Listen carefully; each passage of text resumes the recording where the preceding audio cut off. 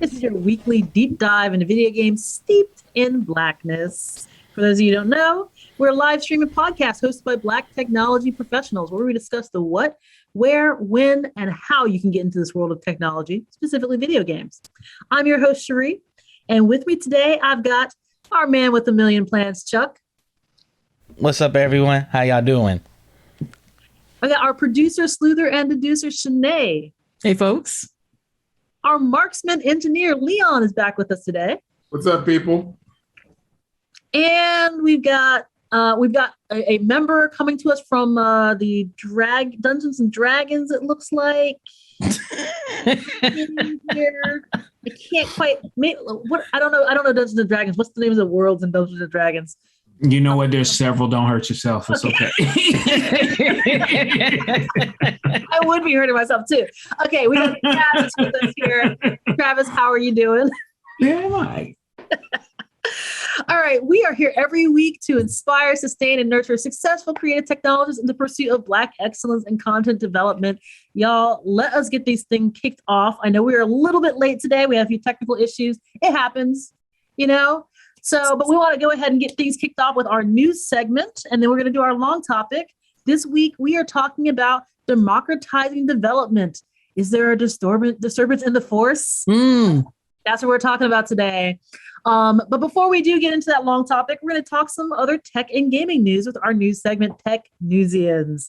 So, kicking things off real quick, I actually did want to do a quick update because we did talk about last week an article from iFixit, which basically mentioned about how, if y'all remember, the iPhone 13, if you're trying to do screen replacement for your iPhone 13, it would basically break Face ID because there's like a little tiny chip in the corner of like the screen, which basically pairs the screen to the Face ID to your phone, basically, right? So if you break your screen for your iPhone 13, and then you take it to like a random like repair shop to get it replaced, it's going to break Face ID. Well, Apple has heard people's complaints, and they've actually talked to The Verge this week, and they said that they are backtracking, and they are going to remove the screen chip pairing in an update. They haven't announced when the update is coming yet, but now you can replace your screen without any worries about breaking Face ID. So that's a good update. There's no news on when the update will go live yet, but until then, just make sure you buy a good phone case, I guess. And don't drop your phone. Don't drop your phone. Don't drop your phone also. Okay, on to our actual news stories for this week. So, I have a story here actually talking about YouTube. So I thought this was kind of interesting. YouTube announced this week that they are going to be removing the dislike counter, or removing public viewing of the dislike counter from all videos across the platform. They're going to make it private. Essentially, only if you are like if you're the channel owner, you can still see the dislikes, and people will be able to click on dislike if they don't like the video, but it's not going to have a counter there anymore. And they did this basically in response to feedback they'd received from like creators, particularly like smaller creators of color, creators from like marginalized groups who face a lot of harassment on the platform, where like people will do like, these dislike attacks or whatever, where a bunch of people go and just mass dislike a video, and it makes it very hard for some of these new creators to build a following. So they actually went in and they said they're going to make it invisible to the public. I thought this was pretty interesting. What do folks think about YouTube's decision here? I think it's a pretty interesting decision. I mean, first of all, wow, actually listening to people, marginalized folks who are saying, hey, this is a way that your tools are being used to harass us. Can you do something about it? When I first heard the news, it was interesting because I was like, oh, they're removing this thing. Like, I don't know how I feel about it. And I said, actually, I don't use that information. Actually, as a viewer of many YouTube videos, I might see it, but I very rarely use the dislikes counter to determine whether or not something is, whether or not I'm going to consume some video. So I think this is kind of for the greater good in the grand scheme of things. It will remains to be seen as to how that impacts folks, or like whether it solves part of the problem, because there's still a much deeper problem in here. But I appreciate that they're actually listening to and responding to folks with this. Yeah, I think I think I'm in two minds on this one, right? On one hand, I agree, right? What drives me to watch a video is the views and not necessarily the likes of the video. That's really the better measure of whether it's popular or not. Usually when I see the dislikes, it's more like, oh, look, there's like puppies, right? And like 10 people don't like it. It's just like those 10 people are awful, right? That's typically my thought process there. So, I don't think it necessarily adds anything by it going away. Although there's this curmudgeon kind of side of me that's just like, well, here we go. It's the participation trophy of YouTube videos. Like, we can't hurt anybody's feelings, so we got to hide the dislike thing. But that's just the curmudgeon old guy in me. But I don't think it really moves the needle either way. Mm-hmm. Well, yeah, I mean, speaking as a curmudgeon-y old person, I don't know. A couple things. First of all, algorithmically, I don't know what dislikes do to you. Yeah. So that's one thing, right? So you could have, so I don't know what chain of custody those decisions, end up affecting the platform. I don't know. I don't generally care. If people have pressed the dislike button, I'll look at it. Occasionally. And it's almost like I don't go into the comment section as well, simply because most of the time it's a waste of time. But, do you really have a community when people can't register their dislikes? Well, they can still add comments, I guess. That's not the same. People, and here's the thing: people actually can register their dislikes. You just they just can't see them. Yeah. Be able to, and then what good is it then? Why show the likes? The person who posts the video can see it. Yeah, they'll still get feedback to the. I realize that once again. We're not talking about a community of one. We're talking about a community of anybody who actually wants to view your content. Like, where does that land? I don't know. I mean, it's one of these things where. When you start to remove voices like that, you have to consider all the repercussions of them. I understand that, just about anything can be used to harm people. And when you remove a tool, more emerge. Can I say something? It's funny how this tool has emerged with the influx of white supremacist videos going up in YouTube. This tool just comes up. And we're going to say it's for minorities, but we know who it's really for. It's not to protect us and whatnot. YouTube still can downgrade our videos and shadow ban our videos. And they still know the number because they don't show it on their thing. Doesn't mean people don't see the number. But there's been an influx of young white supremacist videos going up on YouTube, and particularly the one about the white girl talking about the black girl, calling her the N-word and darky and all that. And it received a stream of dislikes, and that video is not shadow banned yet. Mm-hmm. And it's funny that why you make this tool now? There's a lot of young kids being white supremacists online. It's the new hot thing. And now you created a tool to protect minorities. Who's it really protecting? Well, just to clarify too, this isn't a new tool, right? Like this is an existing feature. Yeah, then they just been on the platform for a while, and they're seeing how it was used to harass people. Mm-hmm. And so they're iterating on that tool, which I don't like. Just in theory, the fact they're taking in feedback and seeing, hey, this thing that we provided before is being used for harassment. Maybe we can figure out a way in which it's like, either moderate that, iterate on that tool, or moderate it so it can't be used for harassment. That's not a bad thing in theory. And then likewise, like we can see how this like who knows if this actually solves the problem. Yeah, like we'll see. We'll see if it will. There's no one thing that's gonna solve racism online. All right. Yeah. But like, let's see if it actually impacts it in enough of a way that this gives some additional relief. And if it doesn't, maybe they're like, sounds like they're open to making changes. So like that door is open now. Like let's talk about other ways in which they can also address other features that are used for. Yeah, I know there's been talks about Instagram's likes. Like they're supposed to remove the number of likes, so nobody sees the number of likes, because likes are currency. They are currency. And I was like, why don't you remove the likes from the actual content that's posted and put likes and dislikes to the comments that are made? Yeah, I mean, like I said, I don't know if the way of policing a community is to tell them to shut up. It's a false choice. And, how are you ever really going to address something if you just tell people, shh? Bad things. So, I mean, I will say, like, I mean, is it really telling them to shut up? They can still comment. It just makes it so you actually have to legitimately comment now, as opposed to just unlike or dislike. Less jeering, like more words. Yeah. No, I mean, I don't know if we actually want more words from the YouTube comment section, to be totally honest. So we'll see. Maybe it does. Well, I mean, but basically, you're saying less jeering, more cheering. Why? Like, if you know, if that's not being a community that really cares about how people feel. YouTube's like not it or not, there are people who YouTube's never been a community. Okay, all right. Well, let's go on to the next story here. We got a story from Leon talking about a PS5. Is there anyone who wants a PS5 for Christmas, huh? Yeah, so there was a story from Games Radar that basically said that Sony is dropping their expected shipments of PS5s by 1 million.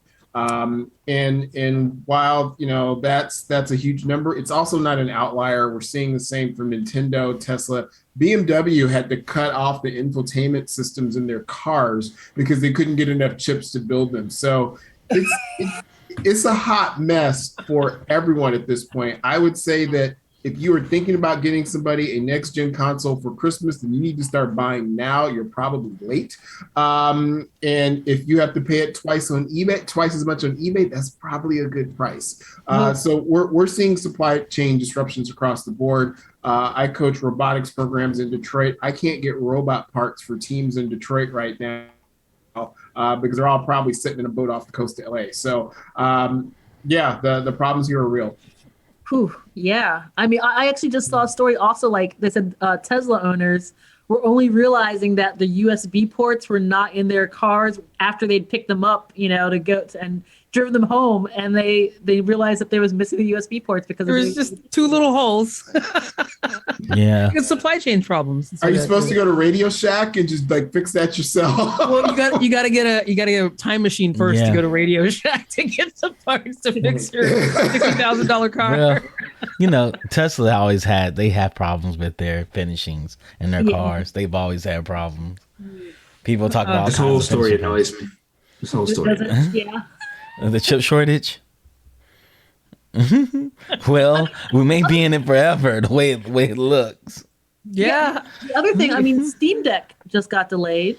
So February. The Playdate just got delayed. So Playdate For 2 years. Oh no! Wait, it got delayed by 2 years? Yeah, No, 2023. For the Playdate you're talking about? Yeah, some of them got delayed by that. My group was group 4. It has no change. It's still late 2022. Yeah, right. So theirs was a battery shortage, but a battery shortage and a chip shortage.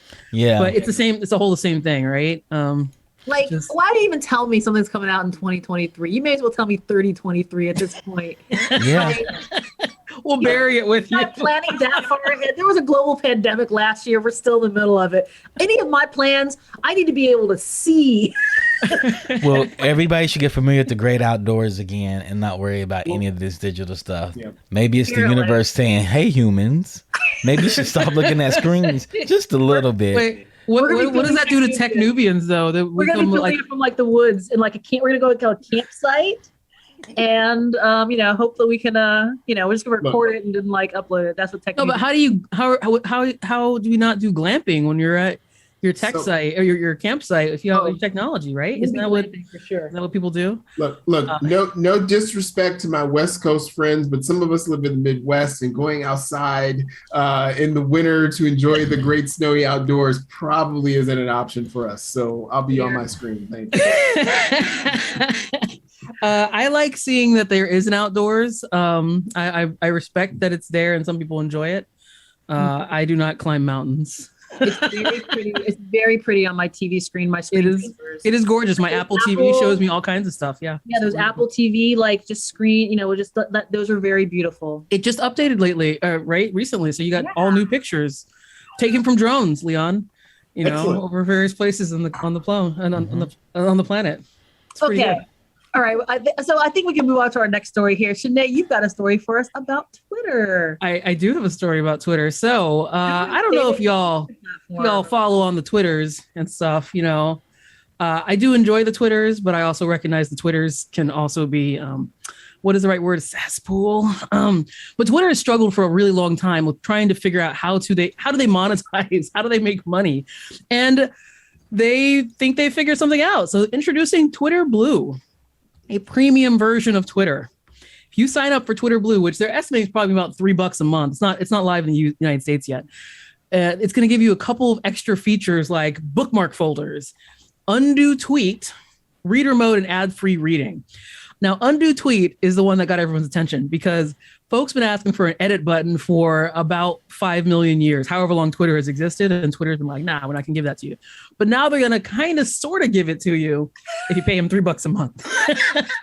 It's worth noting also that a lot of the conversation that's going on online, because there's a few folks who signed up for it. Like I said, it's live in Australia and Canada only right now. A few folks have signed up for it, and they noted that the accessibility, the reader mode actually works way better for accessibility features and for accessibility to readers as well. So cool. You got to pay for accessibility features right now for your Twitters. I guess you can no longer say, I can't believe this website is free, because it isn't anymore. Thoughts? Twitter should be paying you for using it for content. I don't use the free version, so I looked, and I think the last tweet I did was 4 years ago. The last tweet I did was about 25 minutes ago. Yeah. Like I don't like if you can justify not seeing dislikes on YouTube, then I think you can justify just getting rid of Twitter, period. Well, because it's a whole service of dislikes. It is a whole service of dislikes. It is. I think I heard about MySpace Chartouche is coming out as well. Excellent. We're going to have the entire rainbow of various applications and stuff right now, too. I mean, interestingly, Twitter doesn't have a dislike button. You just like it, or if you don't like something, you often retweet it and put some snarky comment. I mean, for me, like, if I were on Twitter and I was paying for it, I'd say give me some more characters, because damn. Yeah. Right? I mean, I have never seen a service built so much on obsolescence since Snapchat. which did pretty well back in the day. I think it actually is still doing pretty well. Yeah, it's still Travis. It's still a thing with the kids. Kids like the Twitters. They love the Twitters. They love the Snapchats. They love the Snapchats. Yeah, they can have it. They can have it. I think you just aged out really their group, interesting Travis. service. You just aged out their group. It's an interesting service. I always tell folks, I'm like, listen, I will not advocate for anyone to join Twitter who doesn't want to join Twitter, because you may not want to be about that life. It can be a lot and stuff like that too. That said, I've actually like made connections with and become part of communities in Twitter that are actually really interesting and useful, and act the way that I expect a social media platform to actually like to do the things I expect them to do, which is like help me build community, meet people, and like have shared interests and stuff. Unfortunately, it also does that for white supremacists. So there's you win some, you lose some. You ever watch a movie where the main character or an associated character just goes out and screams at the top of their lungs like something? That's Twitter. It is. It 100% is. The only problem is everybody screams back. Yeah, it 100%. And that's the thing. I just want to, if to harken back to another story, if you just open up your door to see outside in nature and you scream, don't scream back, nature. Don't nobody want to hear it. So you have to you got to re-scream. The best part is when you scream loud enough, you hear your own voice echoing back at you too. So, but yeah, like I said, Twitter is a platform. Not going to argue for or against it, anything like that. But I thought it was really interesting that they've moved this route of trying to figure out like how to monetize their platform, because I was wondering, general consensus, or are they still like not making money on their platform? Have they still not figured that out? Last I heard they hadn't, and this feels like this is also implying that we're still trying to figure out how to monetize this mess. Like the general consensus online is like, okay, we might be open to paying for Twitter, but like this is it. Yep.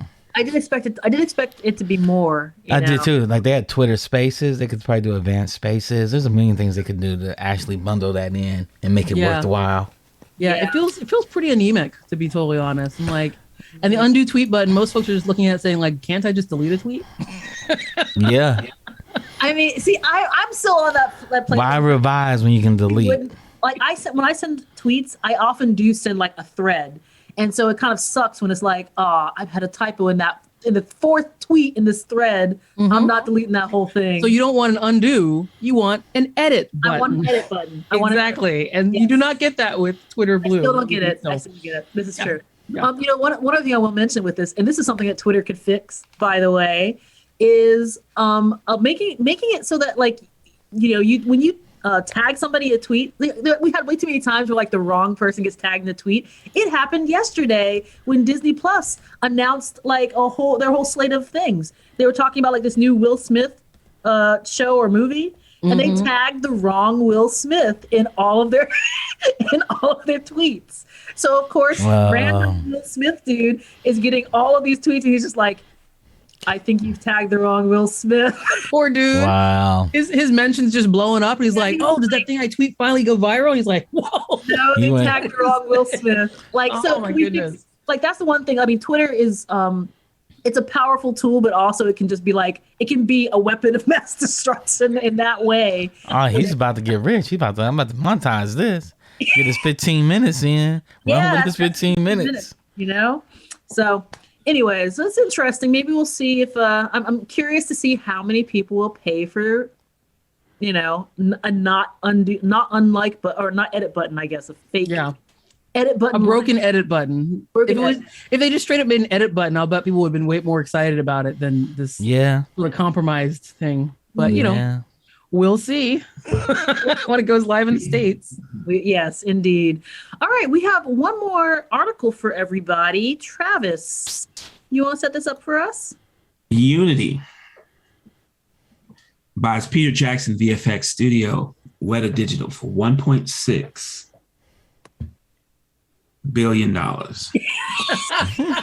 Wait, is that million or billion? Billion with a B? Billion with a B. The engine developer will acquire the tech behind films such as Lord of the Rings, Shang-Chi, Avatar. Unity, the company behind the game engine of the same name, has entered into a definitive agreement to acquire blockbuster VFX firm Weta Digital for a hefty $1.625 billion. That's 25. Says a Hollywood Reporter.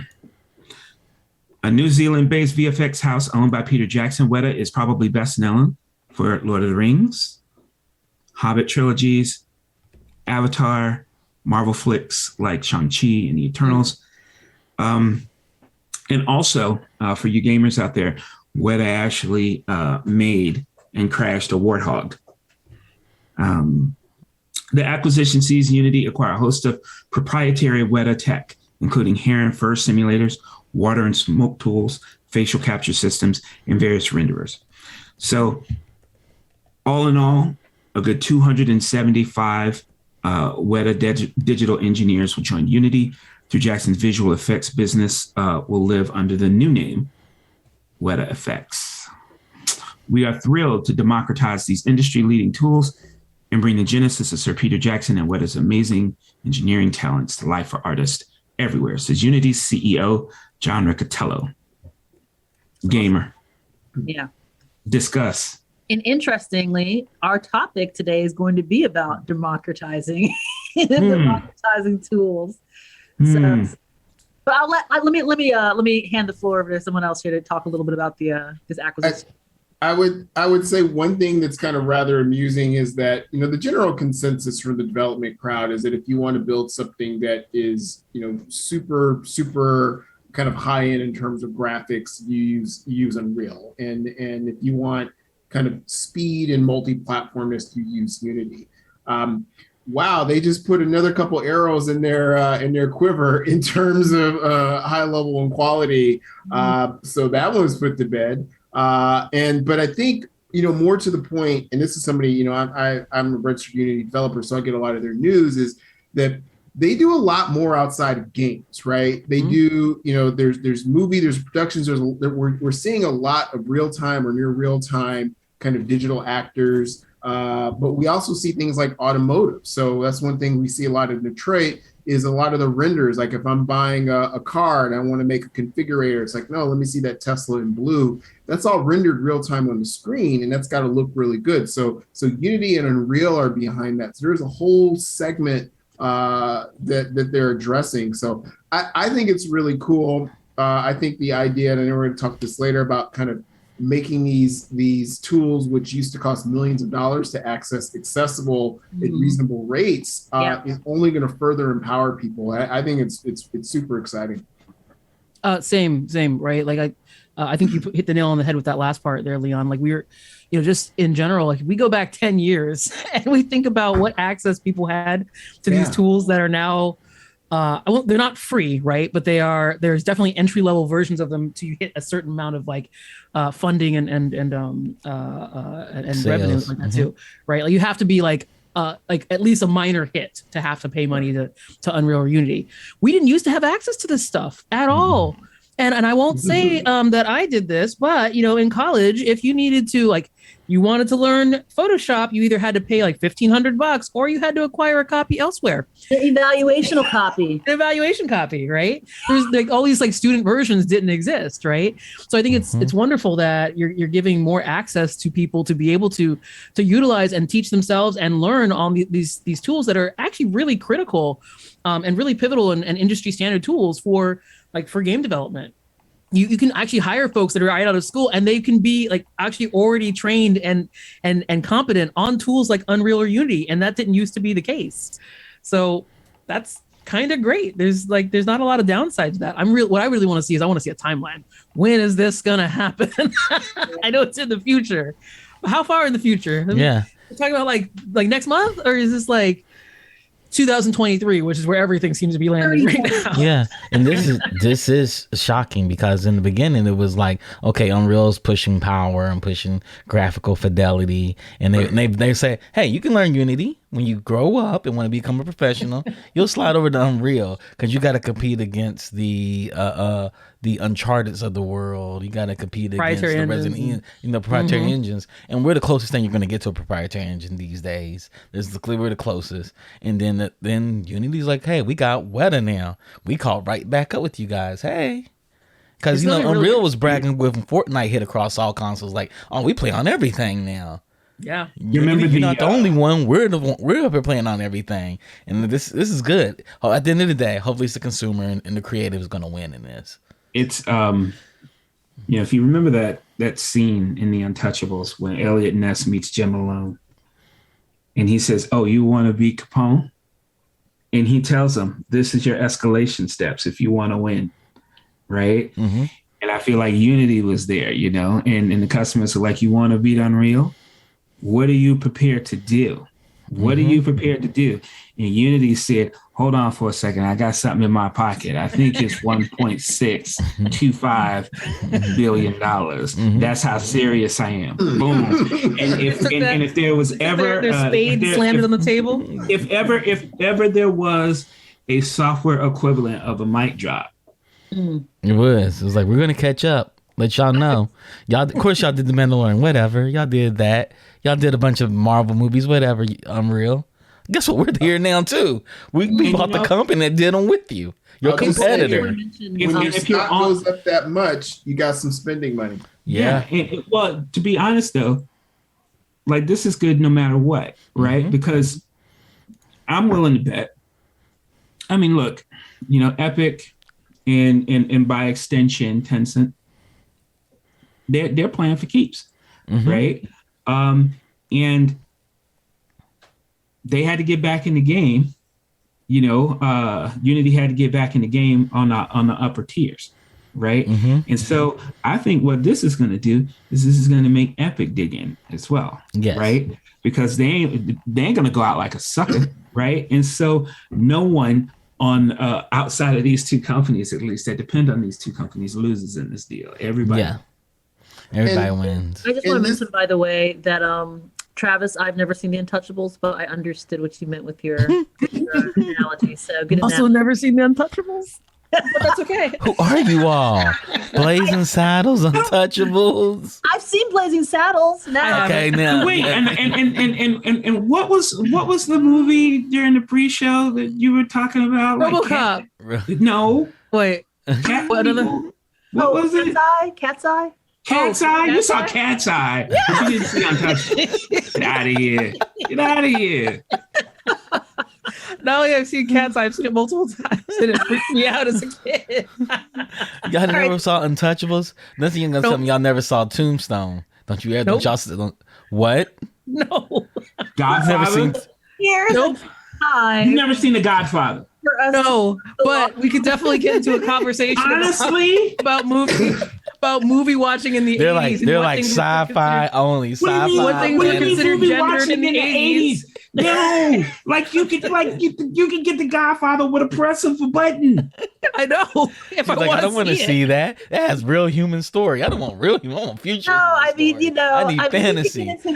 We can get into this at some point. I love it. I love it. But like, there's a certain window that we had to see it in before. Now if you see it, it's like if you see it new for the first time, it feels very dated. it does feel dated. The Real Godfather dated. won't feel dated because of the story, but it looks. I've heard kinda many dated. people tell me this about different things. They're like, no, it still stands up, and I'm like, does it though? The story does. The cinematics. of it, Godfather? yeah, it does. But anyway, so I think this is a good place for. We're keeping our tools. Let's keep our tools more conversation. movies that we have not seen yet, for us to move into our Tools. Yeah. Mhm.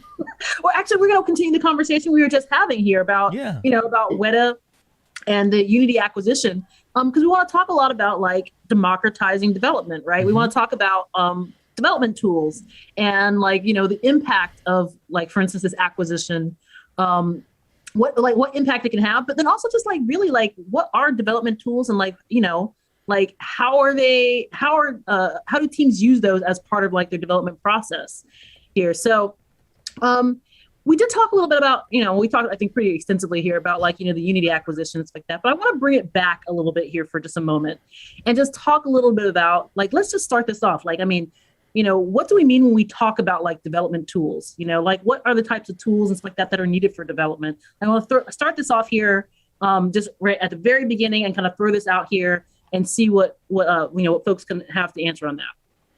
Yeah, so I mean, you could think about it as if I were going to make lunch, sure, I could go outside and cut the wood down and make a pile and make a fire and go bend some melt some metal alloys into shapes to make a pot and pour the water in there, or I can go into my kitchen, use my stove, and use my utensils, and that's kind of a very kind of ham-fisted example, but that's it, right? Like it's easier. The time that it takes to make a meal is vastly contracted if I don't have to recreate every little tool I need to boil water or things like that. So really with these engines, what these tools are, they are the pots, they're the pans, or the microwave, the George Foreman oven, they're the air fryer, right? Like they're these things that allow you to more easily focus on, well, what's the dish I'm making, right? Like I'm not really concerned about how hot or I got to maintain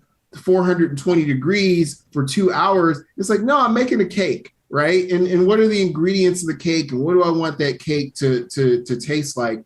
And the better those tools are, the more you can focus on the actual meal or the actual game content. So that's kind of how I think about it in Unreal or Unity, or even like the graphics engine, the graphics tools like the Blender, the et cetera. That's how I think of tools. Yeah, it's a really good analogy for it. It's like that too. I did notice you left out the Instant Pot, and I just come on, Leon, Instant Pot life, really? The Instant Pot like that? But I got the Foreman in there though. You did get the Foreman in there. I respect that.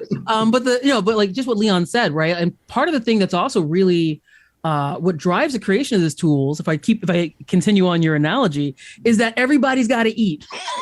Right. Everybody there's more than one person who wants to make a cake, who wants to bake a cake or make a sandwich or like, boil some pasta or something. So because of that, there are companies that came together and said, we're seeing that this is a problem that lots of people have. So let's create solutions to that problem, this common shared problem. Let's continue to extend on that. You got like new versions like that, all this stuff comes out. And then let's offer that to folks so that now when people who are growing up need to learn how to like boil water, they ain't got to start by cutting down the wood. They can just walk in the kitchen and say, oh yeah, I know how to boil. Like this is what I see that everyone else boils water in this pot on this stove. I can just jump straight to that part as opposed to learning the other stuff that has a lot less value in it. Yeah. So I was going to say, we still haven't truly defined game engine. For those that want to know, game engine is basically just a package of programs for designers, programs and tools for designers, programmers, and artists. It comes together and it works well together. And you don't have to make each thing. Like Leon said, it's like literally making each thing. It's like you have to make the house. You got to make the furniture in the house. You got to make the table. At one point, that's how games work. You have to make everything from scratch because what you start with was a blank screen. And you had to put everything there. And then the company was like, you know what? I'm going to give you this package of things, and we're going to ask people to do user generated content to make packages of things that work in our package of things. So you have packages on packages of things. So when you talk about like a package of things, go ahead, Travis. Go ahead. There used to be a concept that got pretty outdated. Actually, I'd say in the '90s, but it was big if you were into computers in the '80s. And we called it WYSIWYG, which is what you see is what you get. And that was an important term. And it was an important term because a lot of times when you enter stuff into computers, but then you would output it onto another device, it wouldn't look exactly like what you did when you were actually composing it on your computer. And you always had to, sometimes you had to print preview, or you had to do other things so that you could see how you were composing and how that would work. So people who are into games or interested in the games, that is very much the struggle of all your computer, all your games ever done.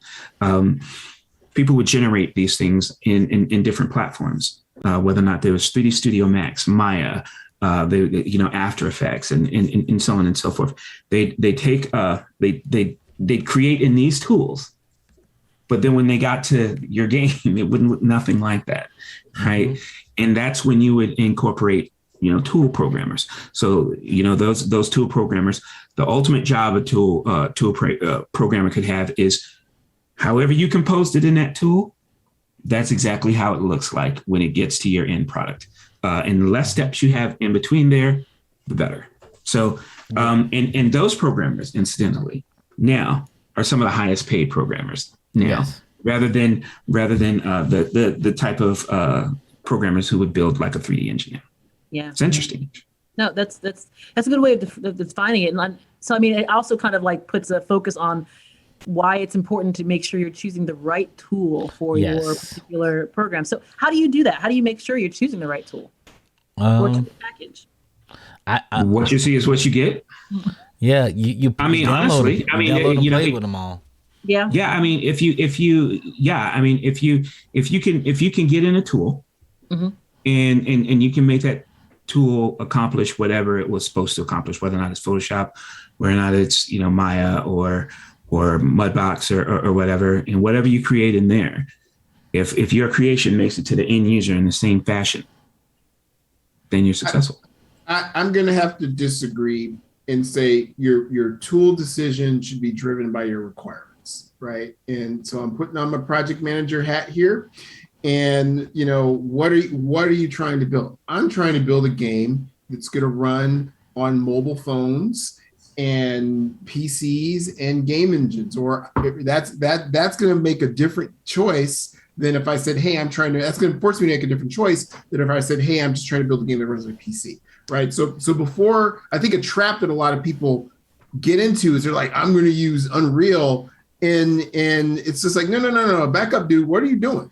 Right? Like, what are you doing? Like, what are your requirements? Is photorealistic graphics your thing? Then okay, then maybe Unreal is the right choice, right? But I think you got to step back and you define your set of requirements. That makes things a lot cheaper in the end, in terms of because many of us have been in the middle of engine changes of a game, and that is not a fun thing. In fact, it's usually a disaster for a game project timeline overall. So I would say that requirements session is super important before you pick any tool. Yeah, I would agree with you on that too, because you can pick Game Maker engine. Unreal and Unity are not the only game engines out there for free. There's RPG Maker. If you want to make a role-playing game, RPG Maker is amazing. You want to make Game Maker, a 2D engine, it's amazing. You maybe want to make a 2D game. You're like, hey, I'm going to make a Mario type of platformer. Then, you know, Game Maker may be perfect for you. Game Maker. Little Big Planet is a game engine. Yeah, Little Big Planet is a game engine. Dreams now. Dreams. Yep, it is a game engine. Yeah. We are seeing a lot less a much bigger push towards like that sort of off the shelf solutions like Unity, like Unreal, and less of companies. I mean, it used to be back in the day, like there were so many companies that had their own proprietary engines. It's a lot less common nowadays because when you have your own proprietary engine, you have a lot of control, right? Like you can build solutions that are specific to your team and your game and your content and all that kind of stuff. But when you hire someone brand new, chances are pretty freaking good they've never used your game engine before. So there's ramp up that has to take place. There's understanding how your game engine that's proprietary interacts with other off-the-shelf solutions because you're probably not building every single tool that you use. Like there's a lot of friction around it and stuff as well. I think there's value in like having an understanding of using any game engine. But it's becoming exceedingly rare for a lot of companies, either whether they're like indie or all the way through AAA and Quad A, to be using their own engines. And that's a function also of complexity, right? Like games are, a lot of people don't recognize it as when games shifted from 2D to 3D, that quadrupled the cost of developing those games because now it was a lot harder. We needed an artist with a different skill set.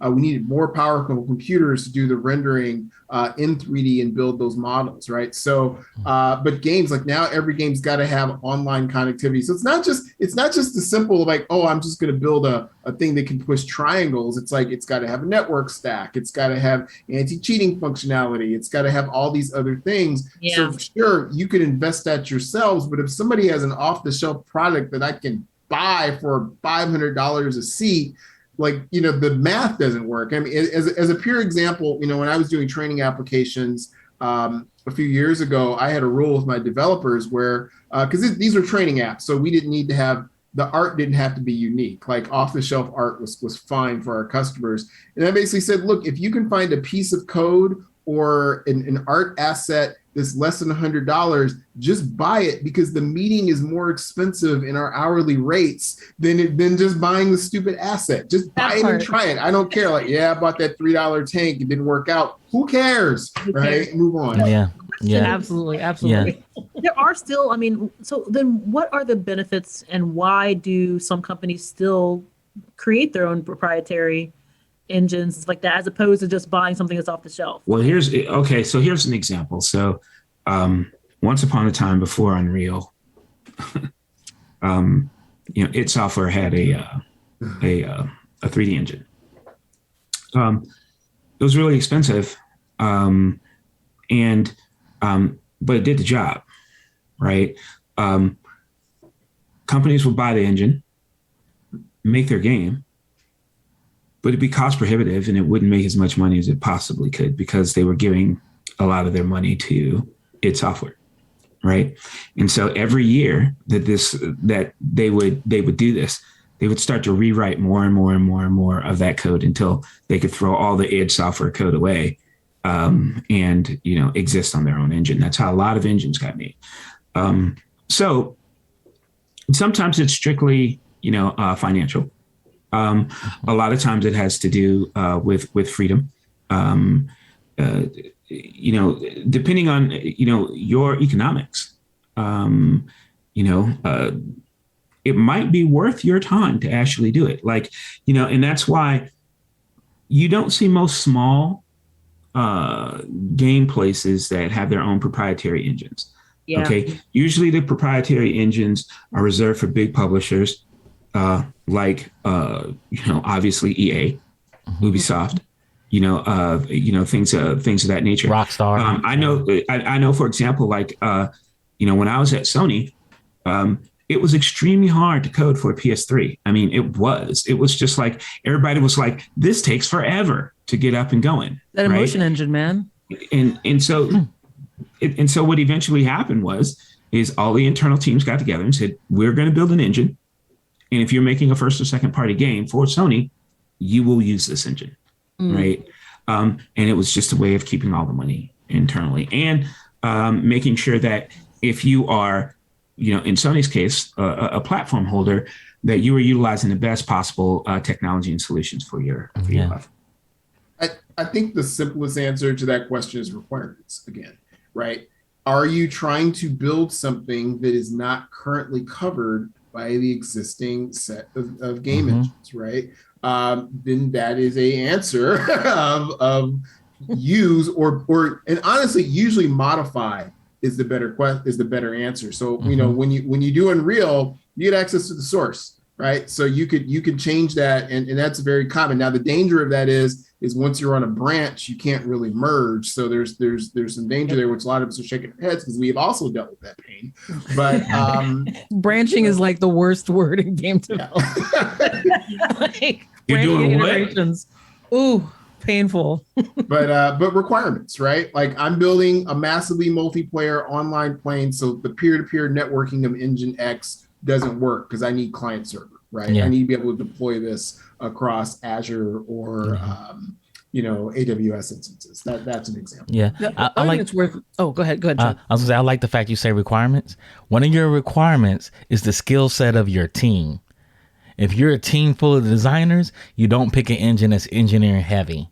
And if you're a team full of engineers, you don't pick an engine that's designer heavy. So between like Unreal and Unity, or other engines like that, which are you saying is like more engineering heavy? Which one is more design heavy? Just kind of curious. I personally think Unity is more engineering heavy because it's bespoke, so you can buy all the pieces. Like they give you a really strong, robust engine, and then they have a really strong marketplace of people engineering tools and whatnot and things. You can buy them, and it may work, but you don't know who these engineers are that's engineered it. And so you want an engineer to say, "Oh, I'm going to make it work. Let me figure this out." Bang on it, so they can put this very bespoke engine. Where Unreal's like, "We don't like you touching the source. We'll let you touch the source, but let us do it. Tell us what you want, and we'll try to get it in there in the next 2 years before your game ships." That's what they try to do. and which also incidentally is another reason why a lot of companies used to go on proprietary engines because they didn't want to work on some other company's timeline and roadmaps, right? Yeah. And Unreal also had the blueprint system where you can build a game in Blueprint and have no engineers on the team, just a bunch of designers. It won't be the most efficiently running game, but you can get the game up and running. And I know people that have done that and taken their Blueprint game and said, "Hey, we got money for like 4 engineers. This is our game. Make it run efficiently. Optimize it for us. And we'll redesign anything you need to redesign." And it works that way. Yeah. And to build on to what Chuck said a second ago too, like, and just once again, coming back to what Leon said, it is about requirements. It's about not only requirements for your product, what you're trying to make, but also like, your staff that's available and what's their core competency. What are they good at? Where do you want to spend your time? Right? Whether we're talking about proprietary engine or we're talking about building extensible classes on top of existing engines. Like, one of the places where a lot of companies that have the proprietary engines go wrong is they have their own engine and then they have their game teams and they don't have dedicated engine resources. They don't have dedicated tools folks. And so when the engine's not doing a thing we need to do, and this is the whole reason we had our proprietary engine to begin with, it's like, okay, you're like raising your hand, like, is there a tools engineer I can steal for 2 weeks to fix this mess? And a lot of you're constantly trying to grab for resources. If you're not supporting your tools, your internal tools and your internal engine, why are you doing it? Like, don't do it. It will cost everyone a lot less headaches and energy and anger to just go for off-the-shelf solutions. Yeah. And Unity's lean too. It's lean. Like I said, it's bespoke. They give you just enough to put your game up. If you have engineers, you can add all the components you need. Where Unreal, you have to take all of it. And then compile it all the way down to exactly what you need. It's a little bit different. I think Leon probably would use Unity with his team, and I would use Unreal with my team because we're design heavy. We're not engineers at all. But he probably has engineers on his team that were like, "Oh, we could fix that in like 10 lines of code." It'll take us like 5 blueprints. He'll do it in 10 lines of code. So there's a comment I have to make, and it pains me because it was a genius comment made by Travis. Did I miss it? What was it? I know. What was it? This really hurts. But the comment is this, right? So what Travis said was, hey, your game doesn't have to have amazing reactive artificial intelligence. The user just has to think it does, Mm-hmm. right? All And that. this is sometimes, particularly if you get an academic heavy engineer, they'll say, no, I want to build these intelligent agents, and they're basically trying to fulfill these objectives, it's whatever. And then they'll just say, yeah, dude, write a script, right? Write a simple 5-line script and do the same thing. One thing I tell people, you go back to Doom, people thought Doom had this great intelligence, but if you zoomed in and you looked at all the monsters in Doom, they were following wherever you went in the maze. They were following you, right? Because they were just tied to your XY coordinate. Mm-hmm. It was that simple, right? There was no sophisticated line of sight target acquisition system. It was like, no, once they had a ray trace to you, they knew where your XY coordinate was, they attacked. So it's again, that's another part of that requirement. You might say, hey, it's got to have expansive AI. It's like, but does it? Right. And when you break that down, and then that goes to exactly what Chuck was saying, then maybe you don't need a fancy, super technical solution. The idea is to make a game and make sure that game is fun. Now, now I'll give you an example where the AI does work, right? Left 4 Dead has a director system that, they just make the level, and the AI populates the level depending on what's happening situationally. You're running out of ammo, you go around the corner, you find literally a smorgasbord of bullets. If you're hanging around in one place too long, then they send a horde of zombies, and actually let them ship those games really quickly because they didn't do any placement of spawners manually. The AI did that for them. Mm-hmm. But that was their design decision to do that. So again, like, requirements, like, I always love the empirical. Again, I mentioned robotics coaching is something I say to my kids all the time. I say, KISS, keep it simple, stupid, right? A good simple solution that works is better than a brittle, complex one. Absolutely. Think of it like this. Like, I know I'm once again showing my age, but if anyone has had a computer back in the 80s, for example, you saw like turtle graphics, like, and it was just, how long does it actually take you to draw something in 3D, right? Mm-hmm. And you can do that on your phone right now with 2 fingers. Okay. Yeah. It's huge. Okay. And so if you take that, because that's been 30 years, and you think about what we're going to be able to do 30 years from now. Okay. It's phenomenal. Okay. I mean, you really will be able to design games much like a game gets pitched nowadays, where you can literally talk to an AI and say, I want it to be like Doom and, and Prey with a little Metroid in it. And then, your game simulator will say working, and then you're off to the races. It's going to be like a holodeck. That's what we want. Yes. That's what we want. That's exactly what you want. Yeah. Exactly. And so if you get there, you can thank a teacher, but thank your tool programmers. Yes. And tool programmers are important. That's a job that is heralded and people don't know. Become a tool programmer. If you become like a tech artist, tool programmer, you're money. You're money in the bank. You're the sexiest person on the I was going to give that slight clarification because it's not just programming. Like the tools folks, like it's not just programming. It goes across like all disciplines. That stuff is critical. Tools design. Tools need to be architected too, by the way. That's one of the other places we fall down. We oftentimes think about like tools development as just like you just need engineers and they just create like just-in-time solutions for whatever thing is wrong in the game right now. And it's like, no, we need architects. We need people to plan stuff out. So it's both scalable, scopable, and extensible in the future. Trust me, when you don't do that, the pain will make you wish that you had just gone ahead and bought Unreal. like the game engine will take you so far, and engineering and gameplay engineers only take you so far. But if your designers don't have and your artists don't have the right tools, or even your engineers don't have the right tools, if the game falls apart. And that's not including your marketing team now that needs tools, and your analytics team that needs a lot of tools to help improve your game. And your production team. And your production team. Yeah, we haven't talked about, we're all producers here. Producers with tools. About producers. Tools, no, I need some production tools. They're amazing. Yeah. I mean, what it essentially boils down to is that, there's different tools. There's hammers, there's nails, there's wrenches, and so on and so forth, right? That help you build a very complex structure like a house. Okay. Or There's complex tools that help you actually build like CPUs, right? Just like there, and depending on the degree of difficulty of whatever you're trying to create, so is the difficulty of creating a tool to service it. But when you have a tool that is that dope, trust me when I say business will find its way to you. Yes. Yeah. Yes. Awesome. Well, this was a fabulous conversation, folks. I know we can talk a lot, probably talk about this for forever, particularly, with this new change, this new acquisition and stuff like that, of Weta and stuff like that. I'm sure we'll probably come back to this once we know a little bit more about like what this really means for the industry. But before we close up, I'm kind of curious. We haven't done this for a little while. I'm curious, what is everybody playing right now? Travis, what are you playing right now?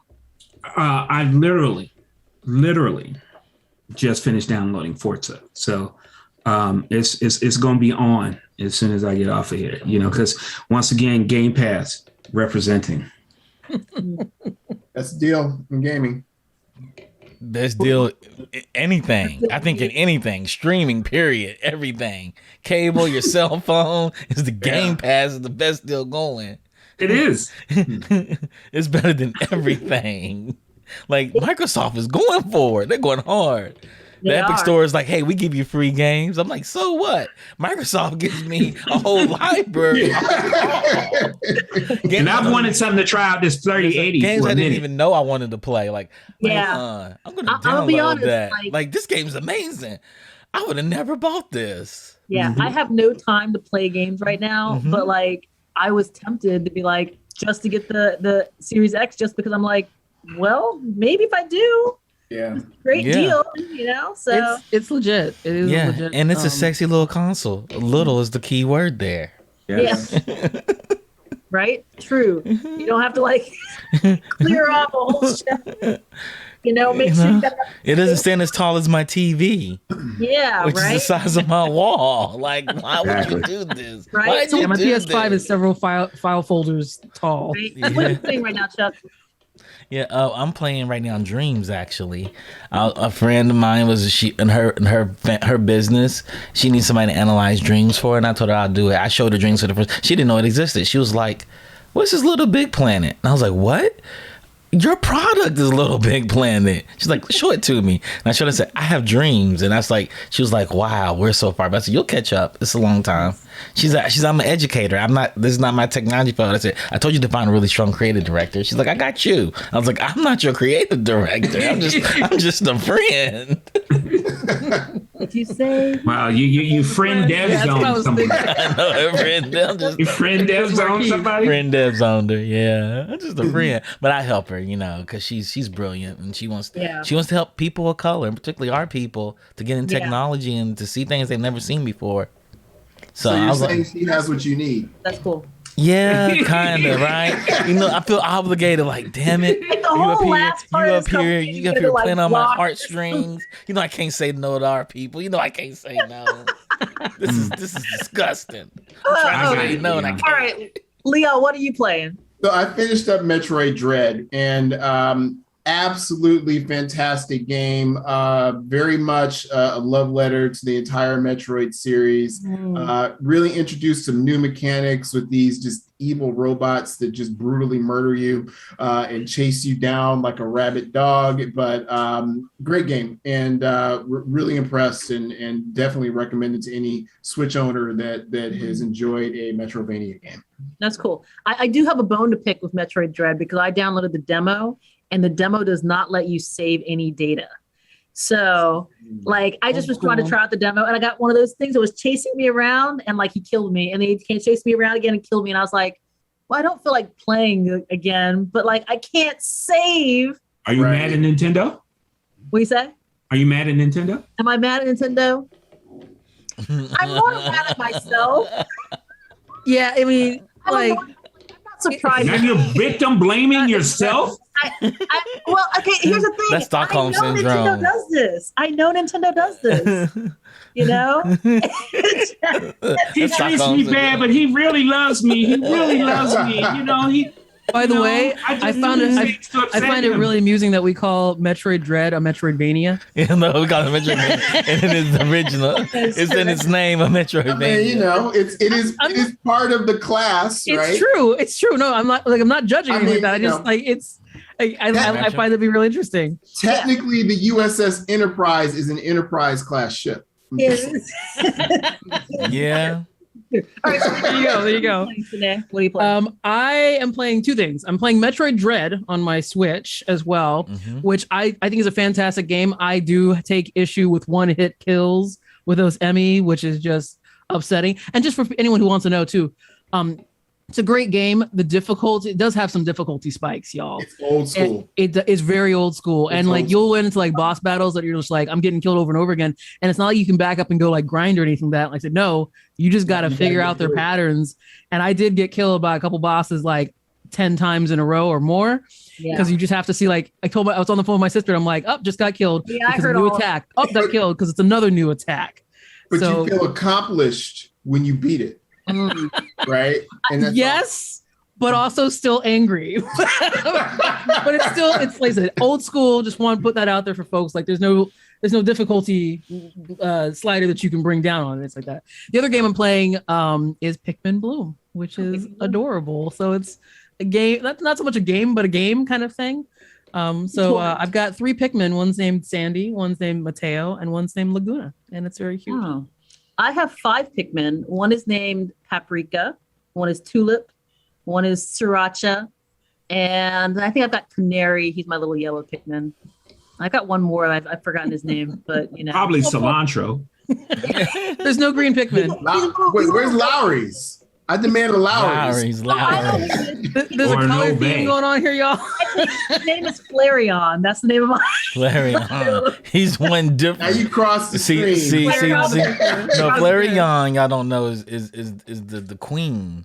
He's the drag queen Pigman. That's his stage name, Flareon. His real name is Basil. Yeah. But there's no green one, so he's like, I go out Flareon. Random stuff for me. It's my new name. I love it. I assume that car alarm means it's time for us to wrap up. I don't know if y'all can hear that. The only things I'm playing also are I played the Metroid Dread demo. I'm still trying to finish up Ace Attorney, which takes forever, mind you. Okay, that game is long. I didn't used to complain about games being too long, but oh my goodness, now. No, well that like even by like normal like Ace Attorney standards, that game is like too long. I think it just tells you the same stuff too many times. Anyways, still finishing that up, and also ActRaiser. So you know, those are a couple of things I'm playing around with. Anyways, let us go ahead and close up our show for you folks today.